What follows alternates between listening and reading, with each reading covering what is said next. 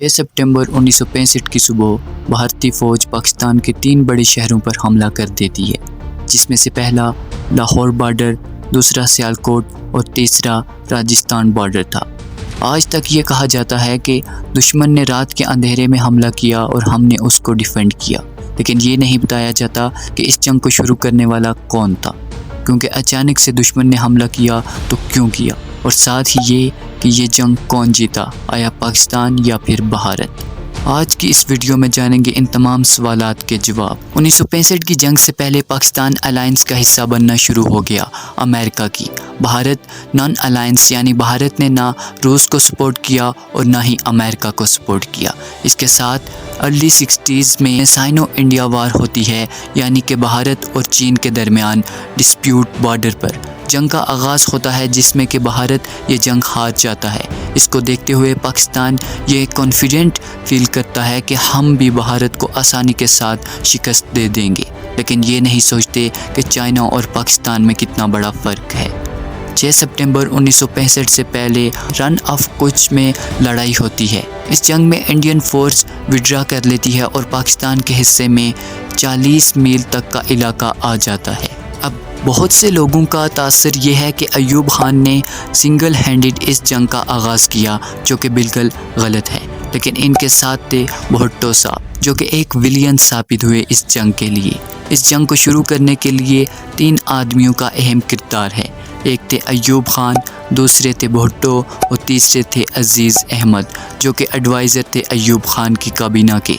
ये तीनों एक ऐसी रेजिस्टेंट का आगाज़ करते हैं जो कि ऑपरेशन जिब्राल्टर में कन्वर्ट होती है।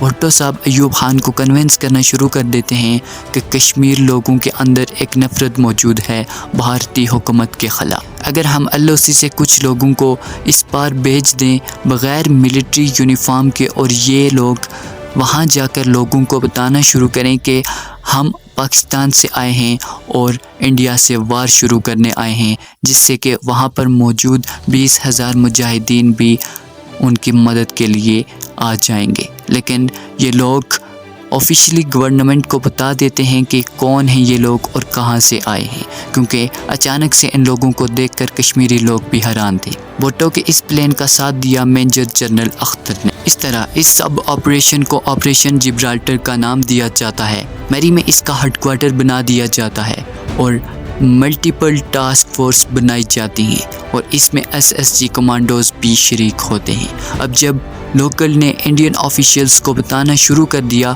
तो बदले में इंडियन आर्मी और इंडियन की गवर्नमेंट अलर्ट हो गई, और अब इंडिया ने रूट्स को ब्लॉक करना शुरू कर दिया ताकि मज़ीद मुजाहिदीन इंटर ना हों, और यहाँ तक कि मुजफ्फराबाद भी थ्रेटन होना शुरू हो गया कि कहीं इंडिया कैप्चर ना कर दे।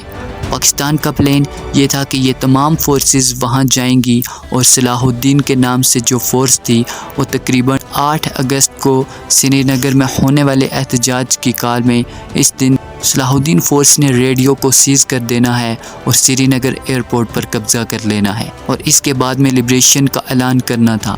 फिर कश्मीरियों के लोकल्स ने सपोर्ट करना था। ये भुट्टो साहब ने और अजीज़ साहब ने प्लान बना रखा था, स्पोर्ट्स बाय अख्तर हुसैन मलिक।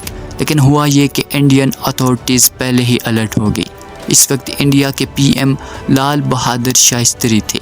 इनके ख़िलाफ़ 16 अगस्त को दिल्ली में 1 लाख अफराद ने प्रोटेस्ट किया। आपका इस वक्त तक कोई भी सख्त रिस्पॉन्स क्यों नहीं आया पाकिस्तान आर्मी के लिए? 28 अगस्त को हिंदुस्तान ने हाजी पीर पास पे ऑपरेशन शुरू कर दिया और इसको कैप्चर कर लिया, और बहुत सी इम्पोर्टेंट हिल को कैप्चर करना शुरू कर दिया कश्मीर रीजन के अंदर, जिससे पाकिस्तान के सेटबैक शुरू हो गए। 31 अगस्त को पाकिस्तान ने सियालकोट और जम्मू के दरमियान इंटरनेशनल बॉर्डर क्रॉस कर लिया और क्लियर मैसेज ये दिया कि the war has been start. इस वक्त तक पाकिस्तान की एयरफोर्स को कुछ भी मालूम नहीं और जंग का आगाज़ कर दिया गया। पाकिस्तान की नेवी को भी इस चीज़ का इल्म नहीं, क्योंकि इसमें सिर्फ चंद लोग ही शामिल थे। एयर मार्शल नूर खान ने इंटरव्यू में ये सब बातें बताई कि उनको भी कोई खबर ना थी इस जंग के बारे में। इस जंग का बाकायदा आगाज़ हो गया। अगर हम ओवरऑल इस जंग में होने वाले डैमेजेस की बात करें तो बीबीसी की रिपोर्ट के मुताबिक हिंदुस्तान 1900 स्क्वायर किलोमीटर علاقہ کیپچر کرنے میں کامیاب ہوا، جبکہ پاکستان 540 اسکوائر ایریا کیپچر کرنے میں کامیاب ہوا۔ 2800 فوجی انڈین آرمی کے مارے گئے اور 5000 سے زیادہ جانیں پاکستانی فوجیوں کی گئی۔ ہنڈریڈز کے قریب ٹینکس ہندوستان کے ڈسٹرائے ہوئے، جبکہ پاکستان کے 450 پاکستان ٹینکس ڈسٹرائے ہوئے۔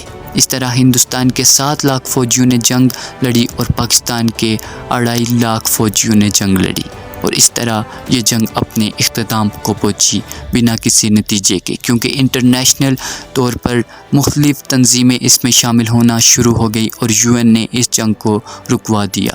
یہ تھی آج کی انفارمیٹیو ویڈیو۔ ملیں گے ایک ایسی ہی انفارمیٹیو ویڈیو کے ساتھ، تب تک کے لیے دیجیے اجازت۔ اللہ نگہباں۔